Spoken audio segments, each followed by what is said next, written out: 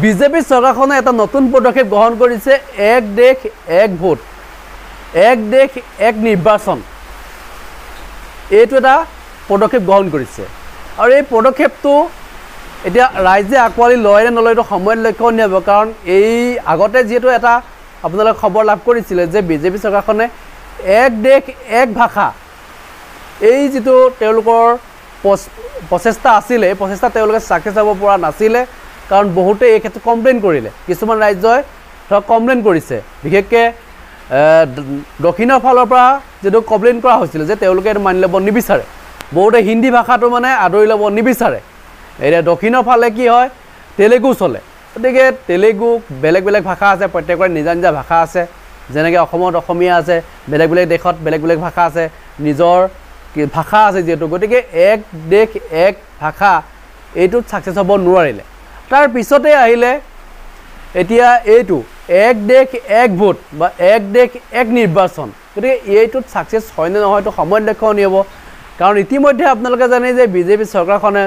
নতুন নতুন কৌশল নতুন নতুন পদক্ষেপ যিটো লৈ আহে মাজে মাজে এই পদক্ষেপটো ভাৰতবৰ্ষৰ জনসাধাৰণে গ্ৰহণ কৰে নকৰে সময়ত লক্ষণীয় হ'ব কাৰণ পূৰ্বৰ যিটো ষ্টেপ আছিলে যে এক দেশ এক ভাষা ছাকচেছ হ'ব নোৱাৰিলে এতিয়া আহিলে এক দেশ এক নিৰ্বাচন আৰু এক ভোট মানে কি নিৰ্বাচন এবাৰেই হ'ব পঞ্চায়ত নিৰ্বাচন বিধানসভা নিৰ্বাচন লোকসভা নিৰ্বাচন বাকী যিসমূহ নিৰ্বাচন আছে কেইবাটাও নিৰ্বাচন যিহেতু আছে গতিকে এই নিৰ্বাচনসমূহ এবাৰেই হ'ব মানে বছৰটোত এবাৰেই পাতিব তাৰ কাৰণে কি হ'ব আপোনাৰ কাৰণে এটা যিটো ভোটৰ নাম্বাৰ হ'ব এটাই ভোটৰ নাম্বাৰ আপোনালোকে উলিয়াব লাগিব যাৰ কাৰণে কিছুমান সুবিধা আৰু অসুবিধা আছে যদি চৰকাৰখন যদি পতন হয় তেতিয়াহ'লে আকৌ 5 বছৰ পিছত যেতিয়া আকৌ চৰকাৰ পুনৰ গঠন হ'ব গতিকে একেটা সময়তে যদি গোটেইকেইটা নিৰ্বাচন হৈ যায় তেতিয়াহ'লে কিছুমান অসুবিধাও নথকা নহয় বহুখিনি অসুবিধা আছে যাৰ কাৰণে ইতিমধ্যে এই ষ্টেপটো গ্ৰহণ কৰে নে নকৰে জনসাধাৰণে এইখিনি কথা আছে গতিকে কি হয় সময়ত লক্ষণীয় হ'ব আজি NK TVৰ প্ৰণয় বৰদলৈ যি 24ত দিল্লী কাৰ এই যিটো অনুষ্ঠান এই অনুষ্ঠানত যিসকল ৰাজনৈতিক বিশ্লেষক আছে ৰাজনৈতিক নেতা আছে তেওঁলোকে যিখিনি মন্তব্য আগবঢ়াইছে এই মন্তব্যৰ পৰা আপোনালোকে কিছু কথা জানিব পাৰিব কাৰণ মোৰ ফালৰ মই জাষ্ট এটা আভাসহে দিছোঁ আপোনালোকক কিন্তু তেওঁলোকৰ ফালৰ পৰা স্পষ্ট কথাখিনি জানিব পাৰিব কি কৈছে তেওঁলোকে এবাৰ আপোনালোকে শুনি লওক বিষয়টো আচলতে এক দেশ এক ভোট এই গোটেই ব্যৱস্থাই আচলতে এনেকুৱা এটা বিৰোধী পক্ষই ক'ব বিচাৰিছে যে আমাৰ যিটো দেশৰ যুক্তৰাষ্ট্ৰীয় গাঁথনি কুঠাৰাঘাত সানিব এই ব্যৱস্থাই আপোনাৰ মতে কি প্ৰতিক্ৰিয়া আপুনি কি ক'ব বিচাৰিব নমস্কাৰ প্ৰণয় বৰদলৈ ডাঙৰীয়া মই পোনপ্ৰথমে মোৰ বক্তব্য আৰম্ভ হোৱাৰ আগতে এটা কথা কৈ থ'ব খুজিছোঁ যে এই যে এক দেশ এক নিৰ্বাচন বুলি আপুনি কৈ আছে আনতকৈও মই দেখিছোঁ আপোনাৰ খুব হয়তো এইটো এটা সংশয় হৈছে কিয়নো মোৰ নামটো আপুনি ভূঞা হিচাপে কৈ আছে বাৰে বাৰে মই ভূঞা নহয় বৰা আপুনি ইমান ভয় খাব নালাগে হয় ইমান ভয় খাব লগা ব্যৱস্থা এতিয়া হোৱাগে নাই মই বৰাই হৈ আছোঁ মই ভূঞালৈ এতিয়া anyway that's a joke I have started with a joke but anyway our constitution আমি সকলোৱে জানে এইটো এটা ফেডাৰেল আধাৰত এটা আমাৰ সংবিধানখন গঠিত হৈ আহিছে এই যিটো এখন দেশৰ লগত এখন নিৰ্বাচন এইটো আমি পোনচাতে এটা আনকনষ্টিটিউশ্যনেল প্ৰক্ৰিয়া বুলি আমি ক'ব নোৱাৰোঁ ইয়াক এইটো এটা বিধিসন্ময় প্ৰক্ৰিয়া হ'ব কিন্তু ইয়াৰ ফলত হ'ব পৰা কিছুমান আঁসোৱাহ মই টেকনিকেলি মই দুটা আঁসোৱাহৰ বিষয়ে ক'ম মই বিশেষভাৱে আৰু নকওঁ কিন্তু বাকীখিনি বহুতজন বিদগ্ধ পেনেলিষ্ট আছে আপোনালোকৰ মাজত কিন্তু ইয়াতে মেইন কথা হৈছে যে যদি এই ব্যৱস্থাটো কৰা হয় তাৰ ফলত হ'ব পাৰে কি সকলো সময়তে সকলো ঠাইতে সকলো ৰাজ্যতে একে সময়তে এটা নিৰ্বাচন সংঘটিত হ'ব লাগিব তাৰ ফলত কি হেং পাৰ্লিয়ামেণ্ট হ'ব নোৱাৰিব নেকি তাতো হয়তো কোনোবা এটা দলে মেজৰিটি নাপাব পাৰে এখন নিৰ্বাচন হ'লেও একেলগে সেই সময়ত কি হ'ব বা য'ত এতিয়া কোনোবা এখন চৰকাৰ মধ্যভাগত চলি আছে আমাৰ অসমৰ কথাই কওক ধৰক এতিয়াও আমাৰ অসমত আৰু 2 বছৰ কাৰ্যকাল চৰকাৰখনৰ আছে এতিয়াই আমি যদি নিৰ্বাচন একে সময়তে পাতিব লগা এটা ব্যৱস্থা হয় তেতিয়া আমাৰ অসমৰ চৰকাৰখনৰ কি হ'ব তেওঁলোকে সকলোৱে ৰিজাইন দিব লাগিব নেকি আৰু তাৰ পিছত কি হ'ব এই সময়খিনিত মাজৰ সময়খিনি যেতিয়ালৈকে ইলেকশ্যন নহয় কোনে চলাব অৰ্থাৎ সেই সময়খিনিত এই যদি হেং পাৰ্লিমেণ্ট হয় চৰকাৰৰ পুনৰ পতন হয় বা বিভাজন হয় দলৰ মাজত অৰ্থাৎ আকৌ নতুন চৰকাৰ গঠন কৰিব লগা অৱস্থা হয় সেই মাজৰ সময়খিনিত চৰকাৰখন কোনে চলাব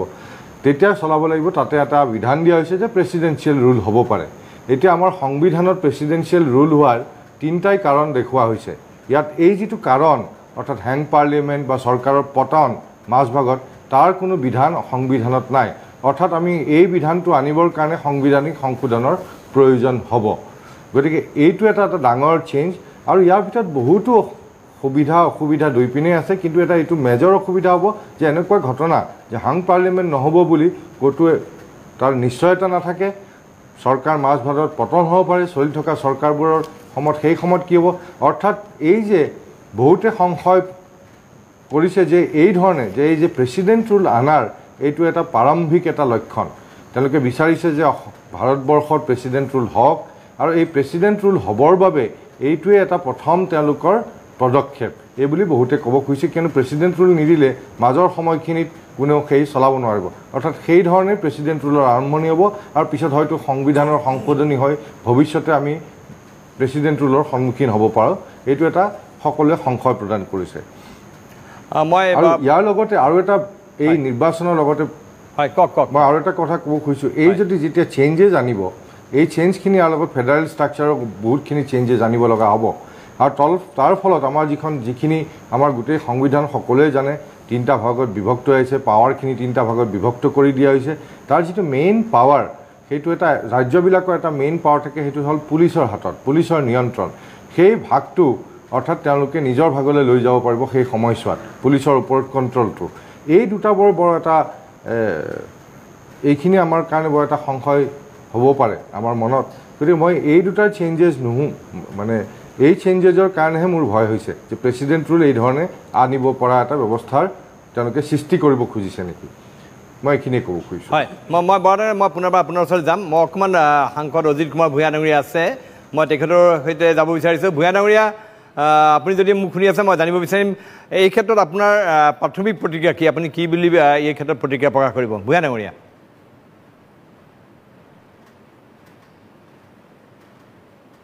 প্ৰথম কথা প্ৰণয় যে এইটো নতুন কথা নহয় তেওঁলোকৰ এই কথাটো তেওঁলোকে আগতেও কৈছে বা এনেকুৱা ধৰণৰ কথা তেওঁলোকে আগতেও কৈছে আৰু ইয়াৰ কাৰণে প্ৰাক্তন ৰাষ্ট্ৰপতিক লৈ কমিটিও গঠন কৰি দিছে তেওঁলোকৰ নিজৰ মানুহৰ নিচিনাকৈ এখন কমিটিও কৰিছে গতিকে তেওঁলোকে এইবোৰ কথা বিভিন্ন সময়ত কৈ আছে তেওঁলোকে আমাৰ মনত আছে নিশ্চয় যে আমাৰ মনত আছে যে তেওঁলোকে one nation one culture one nation one language এই ধৰণৰ বিভিন্ন সময়ত বিভিন্ন কথা কৈ পেলাই সমাজত এটা অস্থিৰতাৰ সৃষ্টি কৰিছে এতিয়া তেওঁলোকে ভাষাকে ৰাষ্ট্ৰীয় ভাষা বুলি জোৰ জবস্তি কৰি হিন্দী জাপি দিব খুজিছিলে কিন্তু দক্ষিণৰ ৰাজ্যবিলাকৰ সবল স্থিতিৰ কাৰণে তেওঁলোকৰ সবল ভূমিকাৰ কাৰণে সেই কামবিলাক সম্ভৱ নহ'ল গতিকে আজি তেওঁলোকৰ এই কথাটো বৰ মই ভাবোঁ যে গণতন্ত্ৰ বিৰোধী কিয় কৈছোঁ মই যে খৰচ কমাব তেওঁ কৈছে এটা ডাঙৰ ইণ্টাৰভিউ ওলাইছে তেওঁৰ আৰু সময়ৰ কথা কৈছে কাম কৰাৰ বাধা হৈ যায় এই কথাবোৰ কৈছে ঠিক আছে এই কথাটো মই বেয়া পোৱা নাই সেই কথাবোৰ যদি কৰিব পাৰে অন্তৰেৰে ভাল কথা কিন্তু তেওঁলোকৰ অন্তৰত এটা আৰু মুখত এটা এইটোৱে পিছে ভয়ংকৰ কথা হৈছে কাৰণ কেলে আজি পৃথিৱীৰ কোনোবা এখন গণতান্ত্ৰিক দেশত 2.5 মাহ এটা ইলেকশ্যন হ'ব পাৰেনে কি যুক্তিত তেওঁলোকে 2.5 মাহ ইলেকশ্যন কৰিছে এতিয়া 2.5 মাহত কি প্ৰগতি হোৱা নাই নেকি তোমাৰ প্ৰগতি কি বা চৰকাৰী কাম কাজত কি বাধা অহা নাই নেকি সেইবোৰ এটা প্ৰশ্ন মনলৈ আহি যায় গতিকে তেওঁলোকে এই যে ধৰা ক'লে ইয়াত যদি এটা চোৱা তুমি যে এখন আজি অসমৰ বিধানসভাত কাইলৈ যদি এনেকুৱা এটা পৰিস্থিতি হয় বা যিকোনো এখন ৰাজ্যৰ বিধানসভাত যদি আমি এনেকুৱা এটা অৱস্থা দেখোঁ যে এটা ওলমা বিধানসভা হ'ল তাত চৰকাৰখন কিবা এটা ন' কনফিডেন্সত গুচি গ'ল যিবোৰ হৈ থাকে সদায় আমি দেখি আহিছোঁ তাত তেতিয়াহ'লে কি হ'ব সেই চৰকাৰখন ভাঙি যোৱাৰ পিছত তাত 5 বছৰ 4 বছৰ 3 বছৰ ৰৈ থাকিব লাগিব নেকি নিৰ্বাচনৰ কাৰণে তেতিয়া কি কাম কাজ ক্ষতি নহ'ব নেকি সেইকাৰণে এই কথাবিলাক একেবাৰে মানে সাঁথৰ বুজি নোপোৱা কথা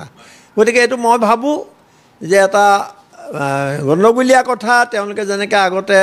বহুত প্ৰতিশ্ৰুতি দি পেলাই পিছত এইটো ঝুমলা আছিলে নিৰ্বাচনী ঝুমলা বুলি কৈ দিলে এতিয়া তেওঁ নিৰ্বাচনী ওচৰত বহুত ধৰণৰ কথা কৈছে গেৰাণ্টি ঢেৰ আগৰ গেৰাণ্টিবোৰৰ কথা তেওঁলোকে নকয় এতিয়া পইচা অনাটো চাকৰি দিয়াটো এইবোৰ ঝুমলা বুলি ক'লে অমিত শ্বাহে আজি তেওঁলোকে এইটো সময়ত যিটো কথা কৈছে ইয়াৰ এটা কাৰণ আছে তেওঁলোকৰ অৱস্থা খুব বেয়া এইবাৰ ২৪ৰ নিৰ্বাচনত তেওঁলোকে যত্ন কৰিছে মানুহক তেওঁলোকৰ সমৰ্থনৰ কাৰণে আৰু তেওঁ কাইলৈ প্ৰয়োজন হ'লে এইটো ঝুমলা বুলি কৈ দিব গতিকে ইয়াৰ এটা বাস্তৱ মই দেখা নাই আৰু তেওঁলোকৰ উদ্দেশ্য তেওঁলোকৰ অন্তৰত একচুৱেলি কাম কৰাৰ কোনো মানে ইচ্ছা তেওঁলোকৰ আছে বুলি মই ভবা নাই হয় ভূঞা ডাঙৰীয়া মই আপোনাৰ পৰা জানিব বিচাৰিছোঁ এই ক্ষেত্ৰত কিবা বিজেপিৰ আছে নেকি কিবা গোপন এজেণ্ডা গোটেই বিষয়টোৰ ক্ষেত্ৰত আপুনি কি বুলি ভাবে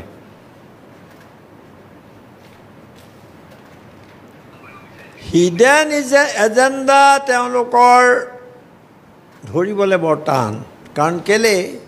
তেওঁলোকে কথাবোৰ কৈ পেলাই এটা মানুহক জুখিও চায় বহু সময়ত মই যে ক'লোঁ ওৱান নেশ্যন ওৱান কালচাৰ যেতিয়া চাৰিওফালে এখন ডাইভাৰ্চিটি এতিয়া ধৰা ভাৰতবৰ্ষৰ যিটো বৈচিত্ৰ্য ভাৰতবৰ্ষৰ বিভিন্ন জনগোষ্ঠীৰ যিটো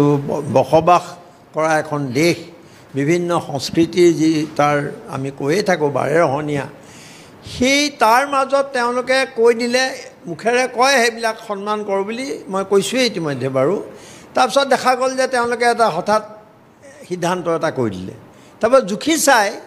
আৰু যেতিয়া মানুহে এই ধৰণৰ এটা কৰে তেওঁলোকে ভাবে নতুন কিবা এটা কৰিব খোজে এতিয়া এই ক্ষেত্ৰত তেওঁলোকৰ হিডেন এজেণ্ডা মানুহক বুজাব যে পইচা খৰচ কমি যাব ৰাজকোষৰ ধন হৈ যাব আৰু কাম কাজত ক্ষতি নহয় এই দুইটা কথা মই বিৰোধিতা কৰিছোঁ কাৰণ হয় পইচা খৰচৰ কথাটো হ'ব পাৰে কিন্তু আমি গণতন্ত্ৰৰ লগততো আপোচ কৰিব নোৱাৰোঁ তেওঁলোকৰ প্ৰতিটো পদক্ষেপেই এতিয়া ৪০০ পাৰ হোৱাৰ কথাটো এতিয়া ১০জনে ১০টা কথা কৈছে তেওঁলোকৰ মন্ত্ৰীয়ে কিবা এটা কৈছে তাৰপিছত মোদীয়ে কৈছে সেইটো নহয় আকৌ অমিত শ্বাহে কৈছে যে এইটো কথা কেতিয়াও হ'ব নোৱাৰে সংবিধান আকৌ আমাৰ মুখ্যমন্ত্ৰীজনে গৈ পেলাই কৈছে যে ৪০০ এইকাৰণে লাগে যে মন্দিৰ সাজিব কেইবাটাও মন্দিৰৰ কথা কৈছে তেওঁ আৰু পাক সীমান্তৰ কথা কৈছে আৰু তেওঁ কথা সভাপতিগৰাকীয়ে কণ্ট্ৰাডিক্ট কৰিছে তেওঁ কৈছে যে এনেকুৱা কোনো সিদ্ধান্ত নাই গতিকে এইটো দলৰ মুখত এনেকুৱা কথাৰ হিডেন এজেণ্ডা এটাই সেইটো মানুহৰ গণতান্ত্ৰিক অধিকাৰ খৰ্ব কৰা আৰু লাহে লাহে এটা কেন্দ্ৰীভূত ব্যৱস্থাক শক্তিশালী কৰা আৰু সমস্ত ক্ষমতা তেওঁলোকৰ হাতলৈ নি এই গোটেই কৰ্পৰেটসকলক বা ধনী শ্ৰেণীটোক সহায় কৰা হয় ঠিক আছে বাৰু ভূঞা ডাঙৰীয়া মই পুনৰবাৰ আপোনাৰ ওচৰলৈ যাম মই অকণমান আহিছোঁ অধিক কুমাৰ ফুকন ডাঙৰীয়া আপোনাৰ প্ৰাথমিক প্ৰতিক্ৰিয়া কি গোটেই বিষয়টো আপুনি দেখিলে যে কেন্দ্ৰীয় গৃহমন্ত্ৰী ইতিমধ্যে তেওঁ ঘোষণা কৰিছে বা কৈছে তেওঁ আগতেই কৈ আছে বা এইবাৰ আকৌ সুদৃঢ়ভাৱে ক'লে নিৰ্বাচনৰ মাজতে যে ওৱান নেশ্যন ওৱান ইলেকশ্যন হ'ব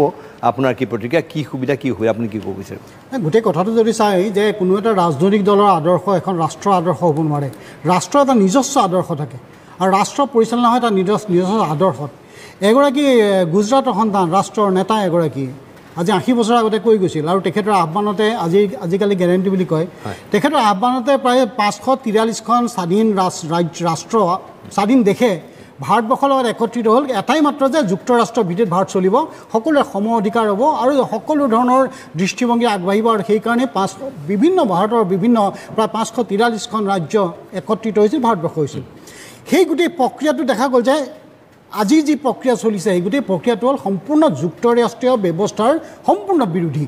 এই গোটেই ব্যৱস্থাটো হ'ল কি চৰকাৰখনে বিশেষকৈ বিজেপি দলৰ চৰকাৰ আছে তেওঁলোকে কৈছে আমি আকৌ চৰকাৰ আহিলে এই ব্যৱস্থাটো কৰিম এই ব্যৱস্থা তেওঁলোকে ইতিমধ্যে এটাকৈ কৰি আছে আৰু জানে যে ইতিমধ্যে নীতি আয়োগ কৰিছে ইতিমধ্যে নীতি আয়োগ কৰাৰ লগে লগে তেওঁলোকে গোটেই ব্যৱস্থাটো তেওঁলোকে এটা সম্পূৰ্ণ PMৰ প্ৰাইম মিনিষ্টাৰ অফিচৰ গোটেই কাৰ্যালয়ত কুক্ষিগত কৰিছে ৰাজ্যবিলাকৰ বহু ধৰণৰ এখতিয়াৰ ইতিমধ্যে তেওঁলোকে নাইকিয়া কৰি দিয়া হৈছে নিৰ্বাচন আয়োগ ইতিমধ্যে প্ৰধানমন্ত্ৰীৰ নিৰ্দেশনে নিৰ্বাচন আয়োগ হ'ব পাৰে সেই ধৰণৰ ইতিমধ্যে সকলো এটা ব্যৱস্থা কৰিছে সংসদত 100তকৈ অধিক সাংসদক তেওঁলোকে উলিয়াই পঠাব পাৰে আজি এই গোটেই ব্যৱস্থাটো হৈছে আজি কাকো নুসুধাকৈ তেওঁলোকে ডিলিমিটেশ্যন কৰিব পাৰে কাকো নুসুধাকৈ তেওঁলোকে বিমুদ্ৰাকৰণ কৰিব পাৰে আজি প্ৰায় এই গোটেই কথাটো যদি আমি চাওঁ যে 25 লাখ কোটি টকা তেওঁলোকে আজি ৰাজহুৱা ধন তেওঁলোকে বৃহৎ গোষ্ঠীক এৰি দিব পাৰে এইবিলাক চলি আছে এই কথাটো মই ভাবোঁ যে এই কথাটো এই কাৰণে তেওঁলোকে কৈছে যে যিহেতু বিজেপিৰ এটা আদৰ্শ আছে এটা হিন্দু ৰাষ্ট্ৰ আৰু হিন্দু ৰাষ্ট্ৰ যদি কৰিব লাগে আৰু হিন্দী ভাষা যদি কৰিব লাগে তেতিয়া গোটেই কৰ্তৃত্বটো সাংবিধানিক কৰ্তৃত্বটো দিল্লীৰ হাতলৈ আনিব লাগিব আৰু সাংবিধানিক কৰ্তৃত্বটো দিল্লীত আনিবৰ কাৰণে হিন্দু ৰাষ্ট্ৰ আৰু হিন্দী এই দুটাৰ লক্ষ্য ৰাখিয়ে তেওঁলোকে বিশেষকৈ গোটেই মানে এই দিশটোৰ ওপৰত তেওঁলোক বক্তব্য ঠিক আছে লগতে যিটো কথা অংশুমান বৰাই ক'লে যে ৰাষ্ট্ৰপতিৰ শাসন যদিও আমাৰ আমেৰিকাত আছে তেনেকুৱা ধৰণৰ এটা প্ৰেচিডেঞ্চিয়েল হেৰি টাইপৰ সেনেকুৱা ধৰণৰ এটা নিৰ্বাচন আনিব বিচাৰিছে সেই কথা মই পাতিম ডক্টৰ সঞ্জীৱ গোস্বামী আপুনি আমি দেখিবলৈ পাইছোঁ আপুনি এই ব্যৱস্থাটোৰ পোষকতা কৰি আহিছে যে আমাৰ দেশত এক ৰাষ্ট্ৰ এক নিৰ্বাচন হ'ব লাগে আপোনাৰ অভিমতখিনি কি ক'ব আপুনি কি ক'ব চাওক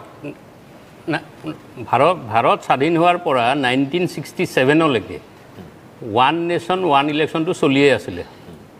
প্ৰত্যেকবাৰ ইলেকশ্যন পাৰ্লিয়ামেণ্টাৰী ইলেকশ্যন আৰু এছেম্বলি ইলেকশ্যন 1967লৈকে একেলগে চলিছিল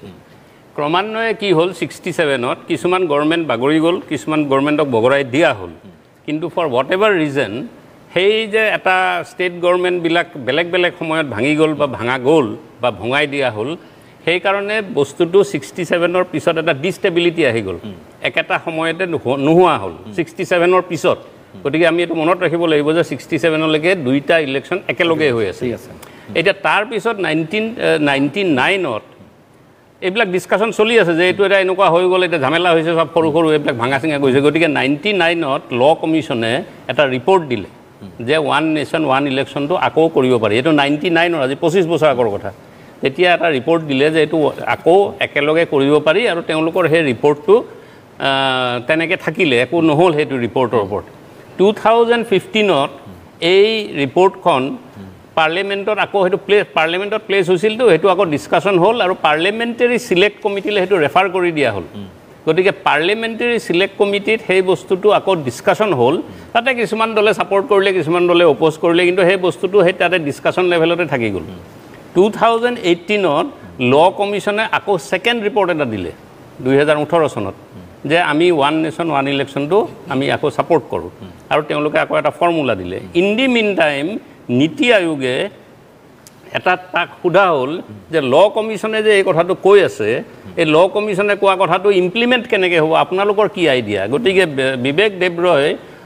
লিডাৰশ্বিপত এটা দুজনীয়া তেওঁলোকৰ কমিটিয়ে এখন ৰিপৰ্ট বনালে যে এইটো যিহেতুকে ইলেকশ্যন কমিশ্যনে যিকোনো ইলেকশ্যন ছমাহ পিছুৱাব পাৰে বা ছমাহ আগুৱাব পাৰে এজ পাৰ এক্সিষ্টিং ল আপুনি একো চেঞ্জ কৰিব নালাগে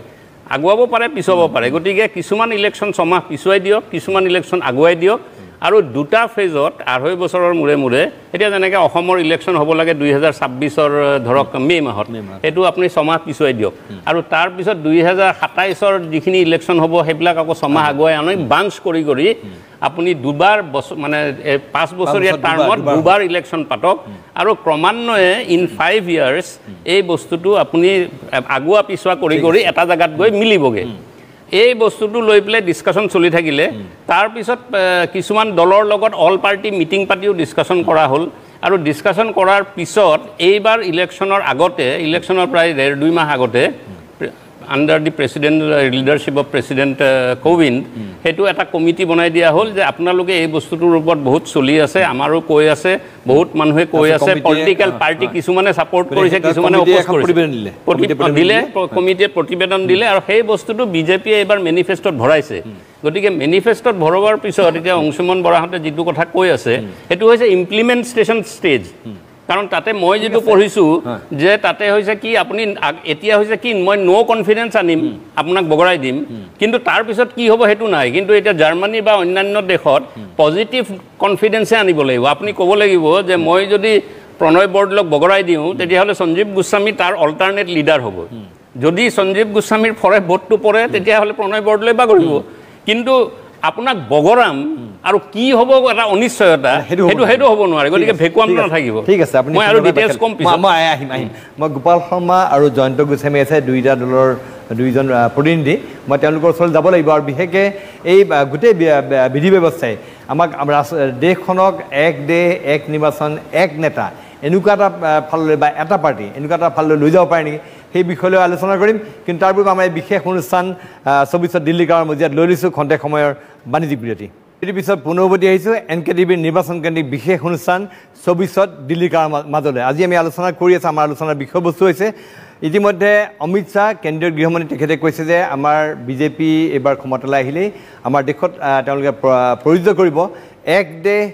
এক নিৰ্বাচন নীতি আৰু এই এক দেশ এক নিৰ্বাচন নীতিয়ে ভৱিষ্যতলৈ আমাক এক দেশ এক নিৰ্বাচন এক দললৈ এনেকুৱালৈ ঠেলি দিব পঠিয়াব পাৰে নেকি এনেকুৱা এটা পৰিস্থিতিৰ উদ্ভৱ হ'ব পাৰে নেকি মই গোপাল সামৰা কৰি আপুনি আছে কংগ্ৰেছ দলৰ মুখপাত্ৰ আপুনি কি ক'ব এই গোটেই বিষয়টো অমিত শ্বাহৰ বক্তব্য সন্দৰ্ভত আপোনাৰ কি ক'বলগীয়া আছে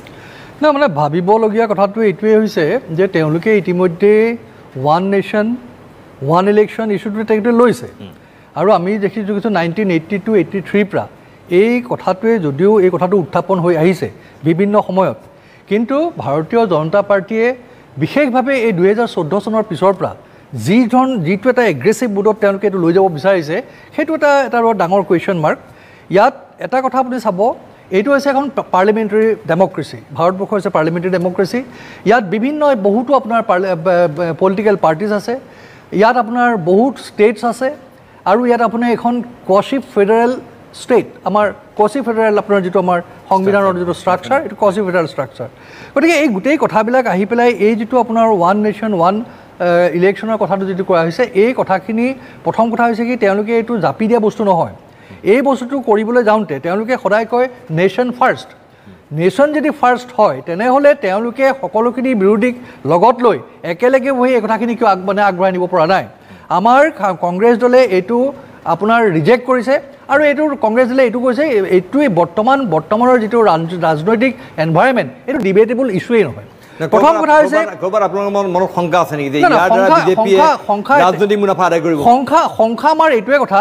মই এইটোৱে ক'লোঁ যে it is a parliamentary democracy this is not presidential type of democracy তেওঁলোকে যদি প্ৰেচিডেঞ্চিয়েল টাইপ অফ ডেমক্ৰেচিত যাব খুজিছে let them place it before the public or before the discuss the matter with the opposition leaders সবকে একে লৈ আপোনালোকে কৰক আগবঢ়ক প্ৰথম কথাটো হৈছে এই গোটেই নিৰ্বাচন শেষ হ'বৰ হ'ল এতিয়া আপোনাৰ লাষ্ট ফেজটো আছে আপোনাৰ এই 1 তাৰিখে লাষ্ট ফেজটো আছে ইমান দিন তেওঁলোকে নিৰ্বাচনৰ সময়ত এই ইছ্যুটো কিন্তু তেওঁলোকে নানিলে তেওঁলোকে জানিছে এই নিৰ্বাচনে তেওঁলোকক শাসনলৈ পুনৰবাৰ নানে আৰু সবতকৈ ডাঙৰ তেওঁলোকে শাসনলৈ আহিব পাৰে বা নোৱাৰে কিন্তু তেওঁলোকৰ 1 তাৰিখে এটা বৰ ডাঙৰ নিৰ্বাচন হ'বলগীয়া আছে সেইটো হৈছে বেনাৰছৰ ইলেকশ্যন হৈছে আপোনাৰ পূৰ্বাঞ্চলত আপোনালোকৰ বৰ্তমান আজি বিজেপিৰ যিটো গতি যিটো অৱস্থা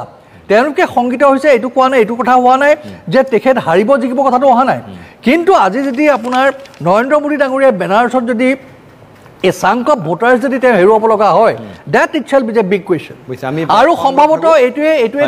এইটো টেক্টফুল এটা তেওঁৰ মানে কমেণ্ট হৈছে আপোনাৰ চাহ ডাঙৰীয়াৰ আজি এই নিৰ্বাচনৰ ঠিক আগমুহূৰ্তত তেখেতে এই ইছ্যুত লৈ মানে মানুহৰ মন ডাইভাৰ্ট কৰি ভোটাৰসকলক আকৰ্ষণ কৰি পেলাই যাতে বেনাৰছত আপোনাৰ কোনো কাৰণতে যে যোৱাবাৰতকৈ মানে পলিং পাৰ্চেণ্টেজ মোদী ডাঙৰীয়াৰ ফেভৰত নকমে তাৰ কাৰণে মাফো এই কথাটো ঠিক আছে জয়ন্ত গোস্বামী এই কথা আপোনাৰ কি প্ৰাথমিক প্ৰতিক্ৰিয়া আৰু এই কথাটো এনেকুৱা শংকা আহিছে যে বিজেপিয়ে এই কাৰ্যৰ জৰিয়তে এক দেশ এক নিৰ্বাচন এটা দল এনেকুৱা নীতিলৈ গৈ আছে কি ক'ব এটা দল নহয় সেইটো চিন্তা কৰিব নালাগে দ্বিতীয় কথাটো প্ৰথম কথাটো হৈছে কি যে আপুনি এটা কথা চাওকচোন মই এখন যদি মোৰ এখন ভোটাৰ তালিকাত মোৰ নিৰ্দিষ্ট সিৰিয়েল নাম্বাৰটোতে মোৰ সকলো ইলেকশ্যনৰ কাৰণে নাম্বাৰ হয় তেতিয়া মোৰ কাৰণে সুবিধা নহয় জানো কিন্তু আজিৰ পৰিৱেশত কি হৈছে পাৰ্লিয়ামেণ্টাৰী লোকসভা ইলেকশ্যনৰ কাৰণে মোৰ এটা নাম্বাৰ বিধানসভাৰ কাৰণে এটা নাম্বাৰ পঞ্চায়ত নিৰ্বাচনৰ কাৰণে এটা নাম্বাৰ মিউনিচিপালিটিৰ কাৰণে মোৰ এটা নাম্বাৰ মই এই নাম্বাৰ বিচাৰি থাকোঁতেই গোটেই এটা আউল লাগেগৈ প্ৰথম কথা যদি এই গোটেই দেশখনতে মোৰ যদি ইলেক্টৰেল ৰুলটোৰ এটা নাম্বাৰ হয় তেতিয়াহ'লে মোৰ সুবিধা হ'ব নে অসুবিধা হ'ব এতিয়া সেই কথাটোকে এই যিখন এক্সপাৰ্ট কমিটি তেওঁলোকে এটা ৰিকমেণ্ডেশ্যন দিছে যে আৰ্টিকল 325 of Indian Constitution তাক কিছু সলনি কৰি যে ভাৰতবৰ্ষৰ প্ৰতিজন নাগৰিকৰ যেটো ইলেক্টৰেল ৰুল তাত এটা হ'ব লাগে অৰ্থাৎ সকলো ইলেকশ্যনৰ কাৰণে তেওঁৰ যেটো যিখন ভোটাৰ তালিকা তাত তেওঁৰ নাম্বাৰ আৰু তেওঁৰ নামটো নিৰ্দিষ্ট কৰি থাকিব লাগে আৰু হেতু মতে আমাৰ যে ভোটাৰ কাৰ্ড হেতু ইস্যু কৰিব লাগে এতিয়া আমাৰ ভোটাৰ কাৰ্ডখন দেখুৱালে আমাৰ কোনখন তালিকাত আছে কি আছে এটা বিসংগতি আহে বৰ্তমান যে পৰিস্থিতিত দ্বিতীয় কথা আৰু এটা ডাঙৰ কথা হৈছে কি কি যে এই কথাটোত আমি যিটো ধৰণে ভাবিছোঁ বা আমাৰ সাধাৰণ আপাত দৃষ্টিত দেখা যায় যে এটা কথা কৈছে নেকি যে ওৱান নেশ্যন ওৱান ইলেকশ্যন মানে এদিনেই ইলেকশ্যন হ'ব আৰু এই ইলেকশ্যনতে লোকসভাও হ'ব বিধানসভাও হ'ব পঞ্চায়তো হ'ব মিউনিচিপালিটি হ'ব এই কথাটো কিন্তু নহয় কথাটো হৈছে এনেকুৱা যে আজিৰ পৰিৱেশ কি আছে যে গোটেই 5টা বছৰ 5 বছৰত প্ৰত্যেকটো দিনে এটা নিৰ্বাচনী বিধিৰ আউটাৰ ভিতৰত আমি থাকিব লগা হয় কিবা নহয় কিবা ভাৰতবৰ্ষৰ নিৰ্বাচন থাকেই কৰবাত পাৰ্লিয়ামেণ্টাৰী হওক বা কোনোবা অট'নমাছ কাউন্সিলৰে হওক বা মিউনিচিপালিটি কিবা গোটেই 5টা বছৰ কেৱল মাত্ৰ এটা নিৰ্বাচন কেন্দ্ৰিকে আমি থাকিব লগা হয় তাক যদি সংক্ষিপ্ত কৰি অনা হয় যে অহা 100টা দিনৰ ভিতৰত সকলো ধৰণৰ নিৰ্বাচিত যিবিলাক সকলো ধৰণৰ নিৰ্বাচন সম্পূৰ্ণ হয় লোকসভাৰ পৰা আৰম্ভ কৰি একেবাৰে পঞ্চায়তলৈকে বা অট'নমাছ কাউন্সিললৈকে যদি অহা 100 দিনৰ ভিতৰত সমগ্ৰ ভাৰতবৰ্ষৰ নিৰ্বাচনী প্ৰক্ৰিয়া যদি শেষ হয় এই ধৰণৰ যদি বিধি যদি আনিব পৰা যায় নিশ্চিতভাৱে সকলোৰে কাৰণে ভাল হ'ব আৰু এই যি এক্সপাৰ্ট ৰিকমেণ্ডেশ্যন কমিটি প্ৰাক্তন ৰাষ্ট্ৰপতি ৰামনাথ কোবিন্দ ডাঙৰীয়াৰ নেতৃত্বত এইখন যিখন কমিটিৰ যিকেইটা ৰিকমেণ্ডেশ্যন সেই ৰিকমেণ্ডেশ্যনত এই ধৰণৰ কথা বতৰাবিলাকে কোৱা হৈছে ক'তো এইটো কথা কোৱা নাই যে কেৱল মাত্ৰ এটা দিনতে নিৰ্বাচন হ'ব সকলোখিনি একেলগে নিৰ্বাচন হ'ব এই ধৰণৰ কথা কোৱা নাই গতিকে এটা কথা মই আপোনাক খালি একেবাৰে স্পষ্ট কৰি দিছোঁ যে ভাৰতীয় জনতা পাৰ্টিৰ এই যিটো কথা এই কথাটো হৈছে জনসাধাৰণৰ মতৰ আধাৰত চিন্তা চৰ্চা কৰা বিষয় আজিৰ নতুন প্ৰজন্মই বিচাৰে সমগ্ৰ দেশখন 5টা বছৰে নিৰ্বাচন কেন্দ্ৰিক হ'ব নালাগে নিৰ্বাচন একে সময়তে হ'ব লাগে সকলোৰে বাবে হ'ব ঠিক আছে গোস্বামী আপোনাৰ ওচৰলৈ আহিম আৰু এই কথাটো আচলতে এই যে যিটো এক নিৰ্বাচন যিটো কথা কোৱা হৈছে এই আচলতে সৰু সুৰা যিবিলাক আঞ্চলিক শক্তি আঞ্চলিক দল সেইবিলাকক ক'ৰবাত ক্ষতিগ্ৰস্ত কৰি পেলাব নেকি দেশৰ ফেডাৰেল ষ্ট্ৰাকচাৰ যুক্তৰাষ্ট্ৰীয় গাঁথনিত কেনেকুৱা ধৰণৰ প্ৰভাৱ পেলাব এই বিষয়ে আমি আলোচনা কৰিম কিন্তু তাৰ পূৰ্বে আমাৰ বিশেষ অনুষ্ঠান খন্তেক সময়ৰ বিৰতিৰ পিছত পুনৰ উভতি আহিছোঁ NKTVৰ নিৰ্বাচন কেন্দ্ৰিক বিশেষ অনুষ্ঠান 24ত দিল্লী গাঁৱৰ মজিয়ালৈ আমি কথা পাতি আছিলোঁ আচলতে যে যিটো এক দেশ এক নিৰ্বাচন এই বিষয় প্ৰসংগলৈ আমি আলোচনা কৰি আছোঁ এই গোটেই যদি ব্যৱস্থা আমাৰ দেশত প্ৰযোজ্য হয় আঞ্চলিক দলবিলাকৰ আঞ্চলিক শক্তিবিলাক ক্ষতিগ্ৰস্ত হ'ব পাৰে মই পোনে পোনে যাব বিচাৰিছোঁ অজিত কুমাৰ ভূঞা ডাঙৰীয়া আমাৰ সৈতে আছে সাংসদ মই তেওঁৰ ওচৰলৈ গৈছোঁ ভূঞা ডাঙৰীয়া এই গোটেই বিষয়টো যিটো ঘটনা কোৱা হৈছে যে এক দেশ এক নিৰ্বাচন এই গোটেই ঘটনা প্ৰবাহে আঞ্চলিক শক্তি যিবিলাক আছে সেইবিলাকৰ উত্থান বা সেইবিলাকক কিবা প্ৰকাৰে ক্ষতিগ্ৰস্ত কৰিব পাৰে নি আপোনাৰ কি ধাৰণা একদম কৰিব তুমি সঠিকভাৱে কৈছা যে এই যুক্তৰাষ্ট্ৰীয় ব্যৱস্থা আগতেও আমাৰ অসুবিধা আমি মাত মাতি আহিছোঁ এইটোৰ বিৰুদ্ধে আঞ্চলিক দলবোৰ সেইকাৰণে হৈছে এই যুক্তৰাষ্ট্ৰীয় ব্যৱস্থাটোত কেন্দ্ৰৰ যিটো হস্তক্ষেপ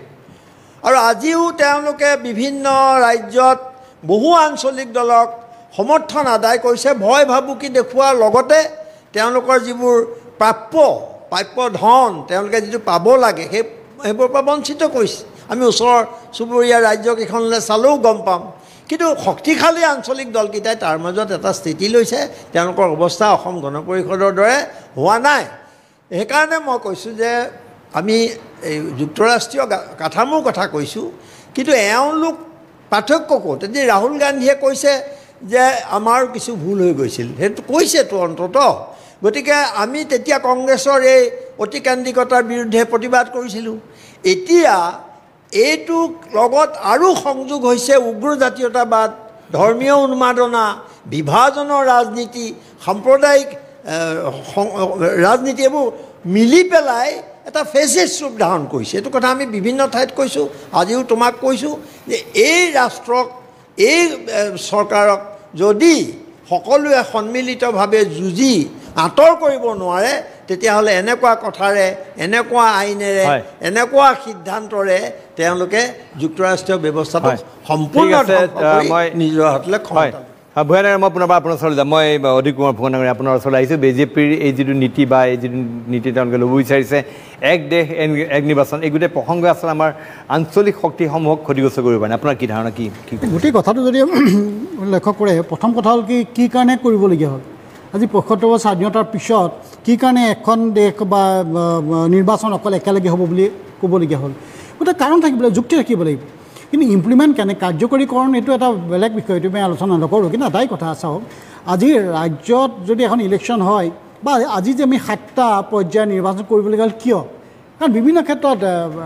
সহযোগ লাগে, প্ৰশাসনৰ সহযোগ লাগে, আৰক্ষীৰ সহযোগ লাগে। সমগ্ৰ ভাৰতবৰ্ষত একেদিনাই যদি এই 28খন ৰাজ্য 8খন কেন্দ্ৰীয় শাসিত ৰাজ্যক একেলগে প্লাছ ৰাষ্ট্ৰৰ নিৰ্বাচন একেলগে যদি কৰিবলগীয়া হয়, এই গোটেই বিষয়টো কিমান যুক্তিসংগত? এইটো প্ৰেক্টিকেল হয় নে নহয়? বা এই কথাবিলাক আছে, বিভিন্ন দিশ আছে, মই সেইলৈ নাযাওঁ। কিন্তু এই গোটেই ব্যৱস্থাটো এটাই কথা যে বিজেপিৰ এই ধৰণৰ বক্তব্যই এইটো স্পষ্ট কৰে যে এটা অতিকেন্দ্ৰিক ৰাষ্ট্ৰ ব্যৱস্থালৈ ভাৰতবৰ্ষখন গতি কৰিব বিচাৰিছে। আৰু অতিকেন্দ্ৰিক ব্যৱস্থাৰ কাৰণেই আগত কেন্দ্ৰীভূত শাসন চলি আহিছিলে, এতিয়া অতিকেন্দ্ৰিক ব্যৱস্থালৈ গ'ল। গতিকে এইকাৰণে আজি আঞ্চলিক ৰাজনৈতিক দলবিলাকৰ জন্ম হ'ল, আঞ্চলিক ৰাজনৈতিক দলবিলাকক ৰাইজে সমৰ্থন কৰিবলগীয়া হ'ল। আৰু ৰাইজে সমৰ্থন কৰাৰ কাৰণে আজি 13খন ৰাজ্যত আঞ্চলিক ৰাজনৈতিক চৰকাৰ। আজি কংগ্ৰেছৰ মাত্ৰ 2খন ৰাজ্যত ৰাষ্ট্ৰীয় দল, বিজেপিৰ ৰাষ্ট্ৰীয় দল তেওঁলোকে যদিও 15খন ৰাজ্যত আছে, 13খন ৰাজ্যতে তেওঁলোকৰ মুখ্যমন্ত্ৰী। আৰু আমি বিধায়কৰ ক্ষেত্ৰতে যদি চাই, ভাৰতবৰ্ষত 4,127জন বিধায়ক, বিজেপিৰ বিধায়ক 1,491, কংগ্ৰেছৰ 655জন, কিন্তু আঞ্চলিক ৰাজনৈতিক দলবিলাকৰ বিধায়ক হ'ল 1,981জন। গতিকে স্বাভাৱিকভাৱে গোটেই আঞ্চলিক শক্তিটো কি কাৰণে হ'ল? যে কেন্দ্ৰীভূত শোষণৰ কাৰণে প্ৰতিবাদতে আঞ্চলিক ৰাজনীতি হ'ল। আৰু এই কাৰণেই আজি বিজেপিয়ে এই ধৰণৰ এটা প্ৰক্ৰিয়ালৈ লৈ গৈছে, যাতে এই যিটো এটাৰ পিছত ৰাজ্যবিলাকত আঞ্চলিক ৰাজনৈতিক দখল আৰম্ভ হৈছে, এইটোক যদি বাধা দিব লাগে, তেতিয়া গোটেই ব্যৱস্থাটো, প্ৰশাসনিক ব্যৱস্থাটো দিল্লীৰ হাতত আনিব লাগিব। আৰু দিল্লীৰ হাতত আনিবলৈ এইটোৱে এটা পদক্ষেপ। যদি আমি একেলগে নিৰ্বাচন কৰোঁ, সকলো ৰাজ্যবিলাকৰ ওপৰত নিজৰ কৰ্তৃত্ব চলোৱাৰ এটা প্ৰথম পৰ্যায় আহিব। আৰু যিটো মই স্বাভাৱিকভাৱে যিটো মই কৈছোঁ, বল্লভভাই পেটেলে যিটো আৰম্ভ কৰিছিলে, সকলো এটা যুক্তৰাষ্ট্ৰীয় ব্যৱস্থাত 543খন ৰাষ্ট্ৰক, ৰাজ্যক সেই সময়ত স্বাধীন ৰাজ্য একত্ৰিত কৰিছিল। আজি একেই গুজৰাটৰ 2গৰাকী সন্তানে এই গোটেই কথাটো ভাঙি যুক্তৰাষ্ট্ৰীয় ব্যৱস্থাটো ভাঙি সম্পূৰ্ণ এককেন্দ্ৰিক ৰাষ্ট্ৰ ব্যৱস্থা, এক ধৰ্ম, এক ৰাষ্ট্ৰ, এক ভাষাৰ এই ধৰণৰ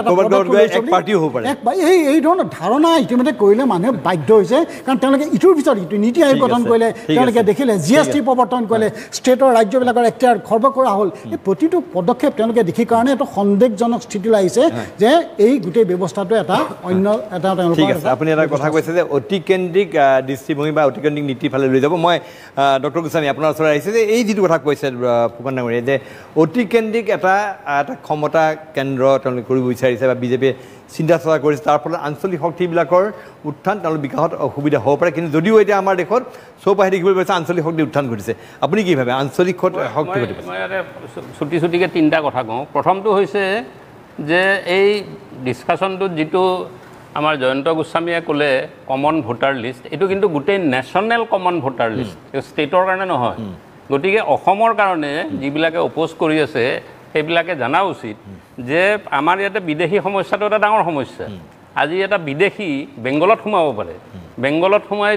বেংগলৰ ভোটাৰ লিষ্টত নাম সোমাব পাৰে, আৰু বেংগলৰ পৰা চব ডকুমেণ্ট লৈ পেলাই অসমত যেতিয়া আহিব আমাৰ ইয়াত DCয়ে দিবলৈ বাউণ্ড, কাৰণ তেওঁতো ভাৰতীয় নাগৰিক, তেওঁ ইয়াতে ভোটাৰ লিষ্টত আছে। কিন্তু যেতিয়া one nation one voter list হ'ব, তেওঁ তামিলনাডুত যদি নাম কটা গ'ল, সি আৰু আহি অসমৰ আৰু সেই গৰৈমাৰীত গৈ নাম সোমোৱাব নোৱাৰে, কাৰণ তাতে তামিলনাডু কাৰণ এখন ভোটাৰ লিষ্ট, এতিয়াতো তাতে কোনো হেৰি নাই। আমাৰ এনেকৈ LK আদবানীৰে 2টা জেগাত ভোটাৰ লিষ্টত নাম হৈ আছিলে, কাৰণ এটা জেগাত নাম কটা নাছিল DCয়ে। গতিকে সেইটো এটা মানে ডাঙৰ পদক্ষেপ আমাৰ বিদেশী সমস্যাৰো যিটো এটা প্ৰব্লেম চলি আছে যে মানুহ আহি থাকিব নেকি। ঠিক আছে, গতিকে আপুনি সুবিধাৰ কথা ক'লে, আৰু অসুবিধা কি হ'ব পাৰে? মানে এতিয়া যিটো ছেকেণ্ড হৈছে যে 67 পলিটিকেল পাৰ্টিক এই কোভিড কমিটিয়ে সুধিছিলে। আমাৰ ভাৰতত 5টাহে নেশ্যনেল পলিটিকেল পাৰ্টি আছে। এই 67 পলিটিকেল পাৰ্টিৰ ভিতৰত 32 ছাপোৰ্ট কৰিছে, 15ই অপ'জ কৰিছে, আৰু 15ই ৰেছপণ্ড কৰা নাই। এই 32য়ে যে ছাপোৰ্ট কৰিছে, এই 32ৰ ভিতৰত 5টাহে নেশ্যনেল হেৰি পলিটিকেল পাৰ্টি, তাৰে কংগ্ৰেছেতো অপ'জে কৰিছে। এই ছাপোৰ্ট কৰা মোৰ তাত লিষ্ট আছে, আপোনাৰ সময় নহ'ব, নহ'লে মই গাই দিব পাৰোঁ চব। তাতে বহুত ৰিজনেল পাৰ্টিও ছাপোৰ্ট কৰিছে, বহুত ৰিজনেল পাৰ্টিয়ে ছাপোৰ্ট কৰিছে, আৰু বহুত ৰিজনেল পাৰ্টিয়ে ৰিপ্লাই দিয়া নাই, তাৰমানে তেওঁলোকে অপ'জো কৰা নাই। কিন্তু অপ'জ কৰা পাৰ্টি মাত্ৰ 15টা, out of 67 only 15 parties have opposed. তাতে নেশ্যনেল পাৰ্টিও আম আদমি পাৰ্টি আছে নেশ্যনেল পাৰ্টি হিচাপে, আৰু কংগ্ৰেছ আছে। কংগ্ৰেছে কিন্তু এই কথাটো পাহৰি গৈছে যে 67লৈকে কিন্তু কংগ্ৰেছ শাসনতে ওৱান নেশ্যন ওৱান ইলেকশ্যন চলি আছে। তেতিয়া এটা কথা থাকিব পাৰে আপোনাৰ 67ৰ সময়ত আমাৰ যিটো ভোটাৰ সংখ্যা, তাৰ তুলনাত আজি 3 গুণ 4 গুণ বৃদ্ধি হৈ গ'ল। সেই তেতিয়াৰ যি নিৰ্বাচন আছিল তাতকৈ আজি বহুত বেছি কাৰণে এবাৰে কৰিব লাগে। এতিয়া আপুনি ধৰক এইটো ইলেকশ্যন শেষ হ'ল, আপুনিও এতিয়া ইলেকশ্যন লৈ চলাই আছে, আমাকো মাতি আছে, চবকে মাতি আছে, কাম চলাই আছে। এতিয়া দুদিন পিছত আকৌ আপোনাৰ হাৰিয়ানা আৰম্ভ হ'ব, আপুনি আকৌ মাতিব, আকৌ মোদীয়ে কেম্পেইন কৰিব, ভোট দিয়ক কৈ থাকিব, আকৌ মাতি থাকিব, আপুনিও চলাই থাকিব। তাৰপিছত আকৌ দিল্লী ইলেকশ্যন আৰম্ভ হ'ব, আকৌ দিল্লীত ষ্টাৰ্ট হ'ব। এইটো এটা কি কণ্টিনিউৱাছ চলিয়ে থাকিব নেকি? এইটোতো হ'ব নোৱাৰে নহয় এখন দেশত। মানুহ কাম কৰিব লাগিব। এইটো মোৰ মতে এবাৰতে হ'ব লাগে, এবাৰতে শেষ হ'ব লাগে। আপুনি এতিয়া যিটো অদীপ কুমাৰ ফুকনে শংকা প্ৰকাশ কৰিছে, আমাৰ অজিত ভূঞা নামেৰে শংকা প্ৰকাশ কৰিছে আঞ্চলিক শক্তিক ক্ষতিগ্ৰস্ত। আঞ্চলিক দলবিলাকেতো ছাপোৰ্ট কৰি আছে। অজিত ভূঞাই ছাপোৰ্ট কৰা নকৰালৈ মোৰ মতে ইম্পৰ্টেণ্ট নহয়। সেইবিলাক পলিটিকেল পাৰ্টিক ইনভাইট কৰিছে, যাৰ মানে ষ্টেটত গভৰ্ণমেণ্টত আছে বা MP MLA আছে, সেই চবকে ইনভাইট কৰিছে। আৰু বাকী যিমান মানুহ আছে ইনক্লুডিং মই আৰু আমাৰ ফুকন ডাঙৰীয়া চবকে পাব্লিক নটিচ দিছিলে, ময়ো ৰিপ্লাই দিছিলোঁ। মই যেতিয়া কৈছিলোঁ কি যে এই যে ছমাহৰ কথাটো মই ক'লোঁ যে ছমাহ আগুৱাব পাৰে, ছমাহ পিছুৱাব পাৰে, এইটো এবছৰ আগুৱাব পাৰে, এবছৰ পিছুৱাব পাৰে কৰি দিয়ক। অনলি মানে হেৰি ৰিপ্ৰেজেণ্টেশ্যন অফ পিপল এক্টখন চেঞ্জ কৰি যিটো অমিত শ্বাহ ডাঙৰীয়াই কৈছে অহা 5 বছৰৰ ভিতৰতে তেওঁলোকে নীতি প্ৰযোগ কৰিবলৈ, এইটো অমিত শ্বাহে আজি কোৱা নাই, এই কথাটো মই ক'লোৱেই। 99ৰ পৰা বিজেপিয়ে চলাই আছে, আজি 25 বছৰ হ'ল। আৰু তাৰ মাজতে মই ক'লোৱেই যে ল কমিশ্যনে 2টা ৰিপৰ্ট, নীতি আয়োগে 1টা ৰিপৰ্ট আৰু পাৰ্লিমেণ্টাৰী চিলেক্ট কমিটি 1টা ৰিপৰ্ট, তাৰমানে পাৰ্লিমেণ্টতো এবাৰ গৈছিলে। গতিকে 4বাৰ চব ডিছকাশ্যন হৈছে, অল পাৰ্টি ডিছকাশ্যন হৈছে, পাৰ্লিমেণ্ট চিলেক্ট কমিটি যোৱাৰ আগতে ডিছকাশ্যন হয়েই। গতিকে 5বাৰ ডিছকাশ্যন হৈছে। এই ডিছকাশ্যনৰ পিছত এইবাৰ মেনিফেষ্টত ভৰাই দিছে। গতিকে before the start of election যেতিয়া বিজেপিয়ে মেনিফেষ্ট ৰিলিজ কৰিছে, তাতে এইটো এটা প্ৰাইমেৰী বস্তু। এতিয়া মানুহবিলাকে ভাবি আছে যে অমিত শ্বাহে যোৱাকালি ক'লে কাৰণে এইটো হঠাতে কৈছে, নহয়, এইটো আগৰ পৰাই চলি আছে আৰু মেনিফেষ্টত ভৰোৱা আছে। আৰু অমিত শ্বাহে সেইকাৰণে কৈছে যে যিহেতুকে আমাৰ মেনিফেষ্টত আছে, আমি এইটো কৰিমেই। ঠিক আছে, এইটো এতিয়া প্ৰথমতে কৰে, টাৰ্মটো ফাৰ্ষ্টতে কৰে নে লাষ্টত কৰে, সেইটো পিছৰ কথা। মই গোপাল শৰ্মাৰ জয়ন্ত কৈছে অলপ সময় ৰাখিব লাগিব। মই অকণমান খন্তেক সময় বাণিজ্যিক বিৰতি লৈ লৈছোঁ, লগতে আমি কথা পাতিম নিঃসন্দেহে এই এক ৰাষ্ট্ৰ এক নিৰ্বাচনে আমাৰ দেশখনক এক ৰাষ্ট্ৰ এক নিৰ্বাচন এক দল তালৈ ঠেলিব পাৰে নেকি, এই বিষয়ে কথা পাতিম। কিন্তু তাৰ পূৰ্বে আমাৰ বিশেষ অনুষ্ঠান লৈ লৈছোঁ খন্তেক সময়ৰ বাণিজ্যিক বিৰতি। 24 দিল্লীৰ কাৰ মাজলৈ আজি আমি আলোচনা কৰি আছোঁ। আমাৰ আলোচনাৰ বিষয়বস্তু হৈছে ইতিমধ্যে অমিত শ্বাহ কেন্দ্ৰীয় গৃহমন্ত্ৰী তেখেতে কৈছে যে আমাৰ বিজেপি এইবাৰ ক্ষমতালৈ আহিলেই আমাৰ দেশত তেওঁলোকে প্ৰয়োজ্য কৰিব এক দেশ এক নিৰ্বাচন নীতি। আৰু এই এক দেশ এক নিৰ্বাচন নীতিয়ে ভৱিষ্যতলৈ আমাক এক দেশ এক নিৰ্বাচন এক দললৈ এনেকুৱালৈ ঠেলি দিব পঠিয়াব পাৰে নেকি, এনেকুৱা এটা পৰিস্থিতিৰ উদ্ভৱ হ'ব পাৰে নেকি। মই গোপাল শৰ্মা ডাঙৰীয়া, আপুনি আছে কংগ্ৰেছ দলৰ মুখপাত্ৰ, আপুনি কি ক'ব এই গোটেই বিষয়টোত অমিত শ্বাহৰ বক্তব্য সন্দৰ্ভত আপোনাৰ কি ক'বলগীয়া আছে? না মানে ভাবিবলগীয়া কথাটো এইটোৱে হৈছে যে তেওঁলোকে ইতিমধ্যে ওৱান নেশ্যন ওৱান ইলেকশ্যন ইছ্যুটো তেখেতে লৈছে। আৰু আমি দেখিছোঁ 1982-83 পৰা এই কথাটোৱে যদিও এই কথাটো উত্থাপন হৈ আহিছে বিভিন্ন সময়ত, কিন্তু ভাৰতীয় জনতা পাৰ্টীয়ে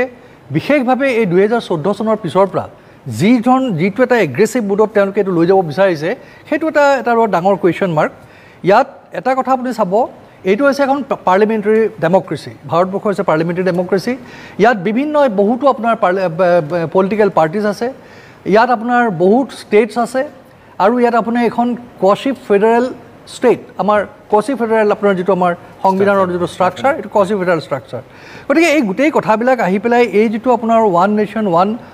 ইলেকশ্যনৰ কথাটো যিটো কৰা হৈছে, এই কথাখিনি প্ৰথম কথা হৈছে কি তেওঁলোকে এইটো জাপি দিয়া বস্তু নহয়। এই বস্তুটো কৰিবলৈ যাওঁতে তেওঁলোকে সদায় কয় নেশ্যন ফাৰ্ষ্ট। নেশ্যন যদি ফাৰ্ষ্ট হয় তেনেহ'লে তেওঁলোকে সকলোখিনি বিৰোধীক লগত লৈ একেলগে বহি এই কথাখিনি কিয় আগবঢ়াই নিব পৰা নাই। আমাৰ কংগ্ৰেছ দলে এইটো আপোনাৰ ৰিজেক্ট কৰিছে, আৰু এইটো কংগ্ৰেছ দলে এইটো কৈছে এইটোৱে বৰ্তমানৰ যিটো ৰাজনৈতিক এনভাইৰনমেণ্ট, এইটো ডিবেটেবল ইছ্যুৱেই নহয়। প্ৰথম কথা হৈছে সংখ্যা আমাৰ এইটোৱে কথা, মই এইটোৱে ক'লোঁ যে it is a parliamentary democracy, this is not presidential type of democracy. তেওঁলোকে যদি প্ৰেচিডেঞ্চিয়েল টাইপ অফ ডেমক্ৰেচিত যাব খুজিছে, let them place it before the public or before the discuss the matter with the opposition leaders. সবকে একে লৈ আপোনালোকে কৰক, আগবাঢ়ক। প্ৰথম কথাটো হৈছে এই গোটেই নিৰ্বাচন শেষ হ'বৰ হ'ল, এতিয়া আপোনাৰ লাষ্ট ফেজটো আছে, আপোনাৰ এই 1 তাৰিখে লাষ্ট ফেজটো আছে। ইমান দিন তেওঁলোকে নিৰ্বাচনৰ সময়ত এই ইছ্যুটো কিন্তু তেওঁলোকে নানিলে। তেওঁলোকে জানিছে এই নিৰ্বাচনে তেওঁলোকক শাসনলৈ পুনৰবাৰ নানে, আৰু চবতকৈ ডাঙৰ তেওঁলোকে শাসনলৈ আহিব পাৰে বা নোৱাৰে, কিন্তু তেওঁলোকৰ 1 তাৰিখে এটা বৰ ডাঙৰ নিৰ্বাচন হ'বলগীয়া আছে। সেইটো হৈছে বেনাৰছৰ ইলেকশ্যন। বেনাৰছৰ ইলেকশ্যন হৈছে আপোনাৰ পূৰ্বাঞ্চলত আপোনালোকৰ বৰ্তমান আজি বিজেপিৰ যিটো গতি যিটো অৱস্থা তেওঁলোকে শংকিত হৈছে এইটো কোৱা নাই এইটো কথা হোৱা নাই যে তেখেত হাৰিব জিকিব কথাটো অহা নাই কিন্তু আজি যদি আপোনাৰ নৰেন্দ্ৰ মোদী ডাঙৰীয়াই বেনাৰছত যদি a chunk of voters যদি তেওঁ হেৰুৱাব লগা হয় that itself is a big question আৰু সম্ভৱতঃ এইটো টেক্টফুল এটা তেওঁৰ মানে কমেণ্ট হৈছে আপোনাৰ চাহ ডাঙৰীয়াৰ আজি এই নিৰ্বাচনৰ ঠিক আগমুহূৰ্তত তেখেতে এই ইস্যুত লৈ মানে মানুহৰ মন ডাইভাৰ্ট কৰি ভোটাৰসকলক আকৰ্ষণ কৰি পেলাই যাতে বেনাৰছত আপোনাৰ কোনো কাৰণতে যে যোৱাবাৰতকৈ মানে পোলিং পাৰ্চেণ্টেজ মোদী ডাঙৰীয়াৰ ফেভৰত নকমে তাৰ কাৰণে মাফো এই কথাটো ঠিক আছে জয়ন্ত গোস্বামী এই কথা আপোনাৰ কি প্ৰাথমিক প্ৰতিক্ৰিয়া আৰু এই কথাটো এনেকুৱা শংকা আহিছে যে বিজেপিয়ে এই কাৰ্যৰ জৰিয়তে এক দেশ এক নিৰ্বাচন এটা দল এনেকুৱা নীতিলৈ গৈ আছে কি ক'ব এটা দল নহয় সেইটো চিন্তা কৰিব নালাগে দ্বিতীয় কথাটো প্ৰথম কথাটো হৈছে কি যে আপুনি এটা কথা চাওকচোন মই এখন যদি মোৰ এখন ভোটাৰ তালিকাত মোৰ নিৰ্দিষ্ট সিৰিয়েল নাম্বাৰটোতে মোৰ সকলো ইলেকশ্যনৰ কাৰণে নাম্বাৰ হয় তেতিয়া মোৰ কাৰণে সুবিধা নহয় জানো কিন্তু আজিৰ পৰিৱেশত কি হৈছে পাৰ্লিয়ামেণ্টাৰী লোকসভা ইলেকশ্যনৰ কাৰণে মোৰ এটা নাম্বাৰ বিধানসভাৰ কাৰণে এটা নাম্বাৰ পঞ্চায়ত নিৰ্বাচনৰ কাৰণে এটা নাম্বাৰ মিউনিচিপালিটিৰ কাৰণে মোৰ এটা নাম্বাৰ মই এই নাম্বাৰ বিচাৰি থাকোঁতেই গোটেই এটা আউল লাগেগৈ প্ৰথম কথা যদি এই গোটেই দেশখনতে মোৰ যদি ইলেক্টৰেল ৰোলটোৰ এটা নাম্বাৰ হয় তেতিয়াহ'লে মোৰ সুবিধা হ'ব নে অসুবিধা হ'ব এতিয়া সেই কথাটোকে এই যিখন এক্সপাৰ্ট কমিটি তেওঁলোকে এটা ৰিকমেণ্ডেশ্যন দিছে যে আৰ্টিকল 325 of Indian Constitution তাক কিছু সলনি কৰি যে ভাৰতবৰ্ষৰ প্ৰতিজন নাগৰিকৰ যেটো ইলেক্টৰেল ৰুল তাত এটা হ'ব লাগে অৰ্থাৎ সকলো ইলেকশ্যনৰ কাৰণে তেওঁৰ যেটো যিখন ভোটাৰ তালিকা তাত তেওঁৰ নাম্বাৰ আৰু তেওঁৰ নামটো নিৰ্দিষ্ট কৰি থাকিব লাগে আৰু হেতু মতে আমাৰ যে ভোটাৰ কাৰ্ড হেতু ইস্যু কৰিব লাগে এতিয়া আমাৰ ভোটাৰ কাৰ্ডখন দেখুৱালে আমাৰ কোনখন তালিকাত আছে কি আছে এটা এটা বিসংগতি আহে বৰ্তমান যে পৰিস্থিতিত দ্বিতীয় কথা আৰু এটা ডাঙৰ কথা হৈছে কি যে এই কথাটোত আমি যেটো ধৰণে ভাবিছো বা আমাৰ সাধাৰণ আপাত দৃষ্টিত দেখা যায় যে এটা কথা কৈছে নেকি যে ওয়ান নেশন ওয়ান ইলেকশ্যন মানে এদিনে ইলেকশ্যন হ'ব আৰু এই ইলেকশ্যনতে লোকসভাও হ'ব বিধানসভাও হ'ব পঞ্চায়তো হ'ব মিউনিচিপালিটি হ'ব এই কথাটো কিন্তু নহয় কথাটো হৈছে এনেকুৱা যে আজিৰ পৰিৱেশ কি আছে যে গোটেই 5টা বছৰ 5 বছৰত প্ৰত্যেকটো দিনে এটা নিৰ্বাচনী বিধিৰ আউটাৰ ভিতৰত আমি থাকিব লগা হয় কিবা নহয় কিবা ভাৰতবৰ্ষৰ নিৰ্বাচন থাকেই কৰবাত পাৰ্লিয়ামেণ্টাৰী হওক বা কোনোবা অট'নমাছ কাউন্সিলৰে হওক বা মিউনিচিপালিটি কিবা গোটেই 5টা বছৰ কেৱল মাত্ৰ এটা নিৰ্বাচন কেন্দ্ৰিকে আমি থাকিব লগা হয় তাক যদি সংক্ষিপ্ত কৰি অনা হয় যে অহা 100টা দিনৰ ভিতৰত সকলো ধৰণৰ নিৰ্বাচিত যিবিলাক সকলো ধৰণৰ নিৰ্বাচন সম্পূৰ্ণ হয় লোকসভাৰ পৰা আৰম্ভ কৰি একেবাৰে পঞ্চায়তলৈকে বা অট'নমাছ কাউন্সিললৈকে যদি অহা 100 দিনৰ ভিতৰত সমগ্ৰ ভাৰতবৰ্ষৰ নিৰ্বাচনী প্ৰক্ৰিয়া যদি শেষ হয় এই ধৰণৰ যদি বিধি যদি আনিব পৰা যায় নিশ্চিতভাৱে সকলোৰে কাৰণে ভাল হ'ব আৰু এই যি এক্সপাৰ্ট ৰিকমেণ্ডেশ্যন কমিটি প্ৰাক্তন ৰাষ্ট্ৰপতি ৰামনাথ কোবিন্দ ডাঙৰীয়াৰ নেতৃত্বত এইখন যিখন কমিটিৰ যিকেইটা ৰিকমেণ্ডেশ্যন সেই ৰিকমেণ্ডেশ্যনত এই ধৰণৰ কথা বতৰাবিলাকে কোৱা হৈছে কতো এইটো কথা কোৱা নাই যে কেৱল মাত্ৰ এটা দিনতে নিৰ্বাচন হ'ব সকলোখিনি একেলগে নিৰ্বাচন হ'ব এই ধৰণৰ কথা কোৱা নাই গতিকে এটা কথা মই আপোনাক খালি একেবাৰে স্পষ্ট কৰি দিছো যে ভাৰতীয় জনতা পাৰ্টিৰ এই যেটো কথা এই কথাটো হৈছে জনসাধাৰণৰ মতৰ আধাৰত চিন্তা চৰ্চা কৰা বিষয় আজিৰ নতুন প্ৰজন্মই বিচাৰে সমগ্ৰ দেশখন 5টা বছৰে নিৰ্বাচন কেন্দ্ৰিক হ'ব নালাগে নিৰ্বাচন একে সময়তে হ'ব লাগে সকলোৰে বাবে হ'ব লাগে ঠিক আছে গোস্বামী আপোনাৰ ওচৰলৈ আহিম আৰু এই কথাটো আচলতে এই যে যেটো এক দে এক নিৰ্বাচন যেটো কথা কোৱা হৈছে এই আচলতে সৰু সুৰা যিবিলাক আঞ্চলিক শক্তি আঞ্চলিক দল সেইবিলাকক ক'ৰবাত ক্ষতিগ্ৰস্ত কৰি পেলাব নেকি দেশৰ ফেডাৰেল ষ্ট্ৰাকচাৰ যুক্তৰাষ্ট্ৰীয় গাঁথনিত কেনেকুৱা ধৰণৰ প্ৰভাৱ পেলাব এই বিষয়লৈ আমি আলোচনা কৰিম কিন্তু তাৰ পূৰ্বে আমাৰ বিশেষ অনুষ্ঠান 24 দিল্লী গাঁৱৰ মজিয়াত লৈ লৈছোঁ খন্তেক সময়ৰ বাণিজ্যিক বিৰতি